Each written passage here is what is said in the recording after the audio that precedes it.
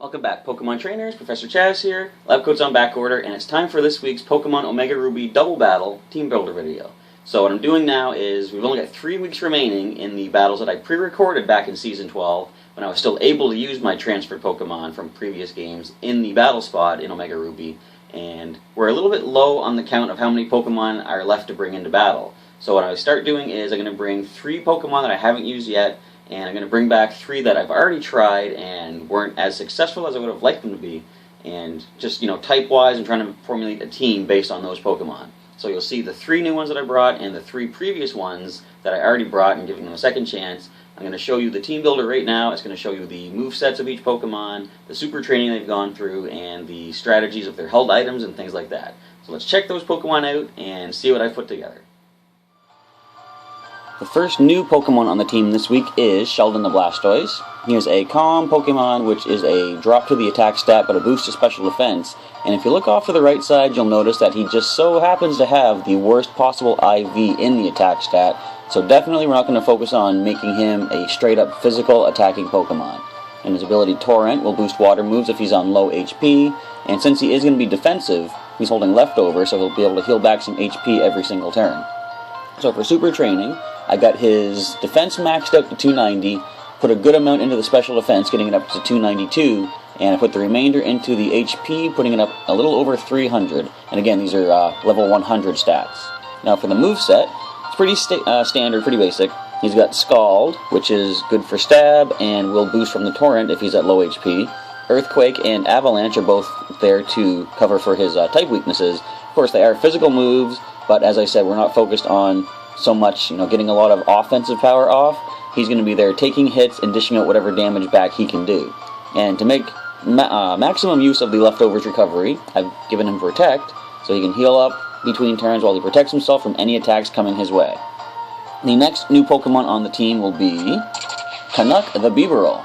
This is a mild Pokemon, which is a boost to special attack at the cost of lowering defense, and the ability Unaware says that the opponent's stat changes do not factor in when determining attack damage. And from what I understand, it means their defensive boosts are not going to be, they're not going to hinder the offense power that Canuck puts out there. I'm pretty sure it also means that any attack boost that the opponent puts on themselves will not factor in when Canuck takes a hit from them. And he's holding the Muscle Band, which is a boost to all of his physical offensive moves. For the super training, we maxed out the attack stat. I wanted to get his defenses up to a decent amount, so there's 150, which is usually the number I try to go for when determining should I make them a defensive or an offensive Pokemon. So I got him to 150, and the remainder I put into the special attack because you'll see he does have one specially offensive move. The moveset is Headbutt, which is a stab move, and if he happens to go first before the opponent, he could get a flinch. And to make sure he goes first, we got 2 options. One is Bulldoze, which will do damage to the Pokemon and lower the speed stat. And the last move, Thunder Wave, can paralyze the opponent, at which point Canuck can probably outspeed them. And for those Pokemon that are immune to Thunder Wave, also known as ground types, I've given him Ice Beam, which will be super effective, and the special attack boost from the nature could possibly be enough to get some good damage off on the target. The third new Pokemon bringing into the team for this week is going to be the legendary Thunderbird Zapdos. So Zapdos is a jolly Pokemon. It lowers special attack but boosts speed, which isn't terribly bad because you'll see, even with super training, we've got the special attack over 300. And the natural ability of Pressure means the opponent will use double the PP when attacking Zapdos. And he's holding the black belt. Now, if you saw Zapdos' portrayal in the X double battles way back in the day, I shouldn't say way back, it wasn't that long ago, but you'll know that he has a fighting type move, and I'll show you what that is in a moment. So the super training was to max out special attack and speed, getting them both over 300, and put the rest into the HP just to try to give him a little bit more there. Now the moveset is, we got Thunderbolt, which is good for stab power, and with the special attack of 301, it's very powerful. Aerial Ace, now Zapdos isn't a physically offensive Pokemon, but on the off chance the opponent is trying some evasive maneuvers, such as double team or things like that, Aerial Ace is a 100% going to hit attack, so it's good for just coverage basically. Roost is there in case Zapdos wants to heal up, because we're going to heal back 50% of our max HP, and for that one turn, it will eliminate Zapdos' only 2 weaknesses, which are Ice and Rock, because Zapdos will lose the Flying type status during the turn he roosts. And you know, the speed of 323. He's probably going to outspeed a lot of Pokemon, so chances are he's going to Roost before they get off the attack. Now, Hidden Power. I showed it off in the X double battles. This particular Zapdos' Hidden Power is Fighting type, and that's going to cover against his only two weaknesses, which are Rock and Ice. That's why he's holding Black Belt, because it's going to boost the Hidden Power from 60 to 72 base power, plus Super Effectiveness can bring it to 144. That's pretty good. So those are the 3 newcomers and the 3 returning Pokemon who are vying for a chance to win in the double battles in Omega Ruby. First up we have Scruff the Manectric. She is a relaxed Pokemon which lowers speed but boosts defense.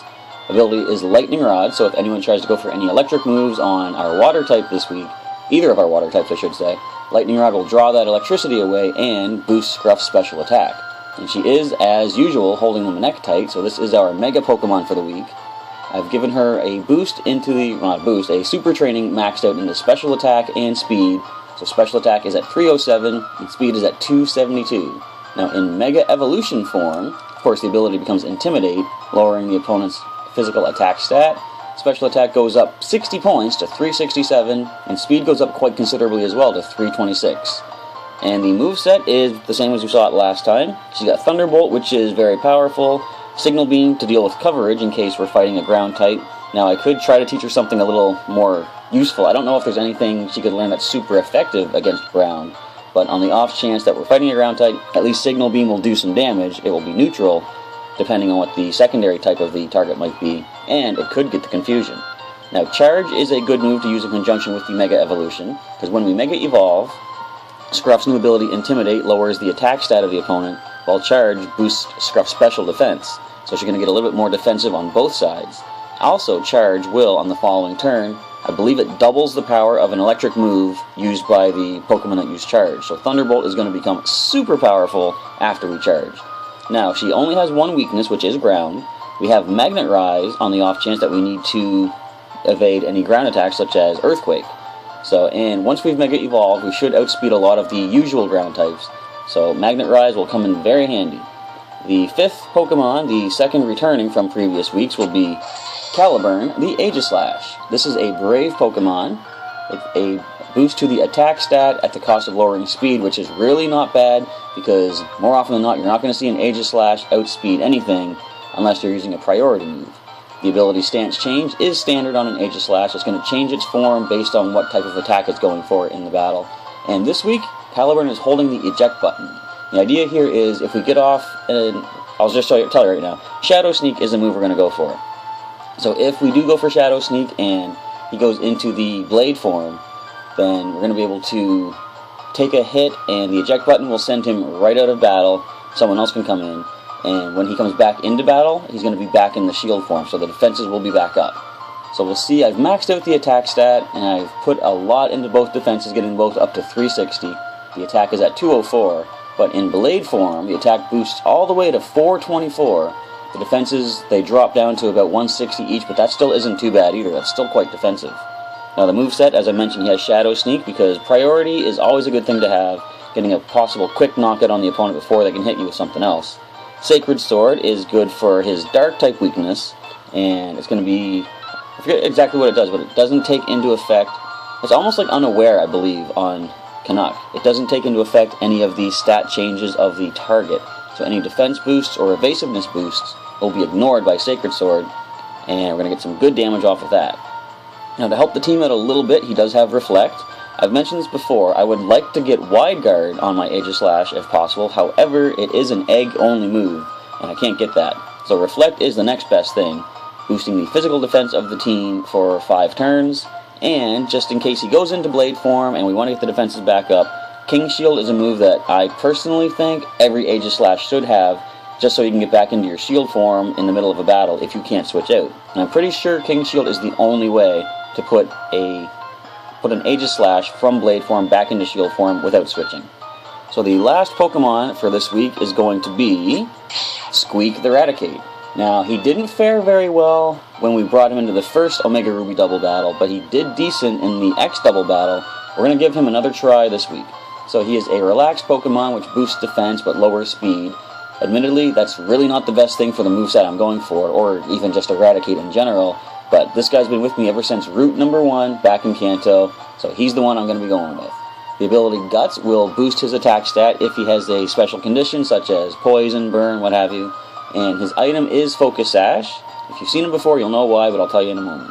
So for super training, I maxed out speed and put some into the HP and the attack stat, trying to get him a little bit quicker on the battlefield, getting off some fast hits, hopefully outspeeding the opponent. Now, Facade is a good move to work in conjunction with the Guts ability. Facade doubles in power if the opponent has a status condition. So again, anything like paralysis or something like that, you're going to get a very powerful Facade attack off, which is stab because he is normal type. And the only downside of that if you're fighting a rock or steel type which resists it, or a ghost type which is immune. That's kind of why I taught him Sucker Punch as well. So Sucker Punch is a move that will always go first and do some good damage if the opponent is going for an attacking move. It's like Quick Attack in a way, but it will fail if they're using a setup move, say like Dragon Dance, or going for a status like Thunder Wave. Now, Counter is going to be the move that goes well with the Focus Sash.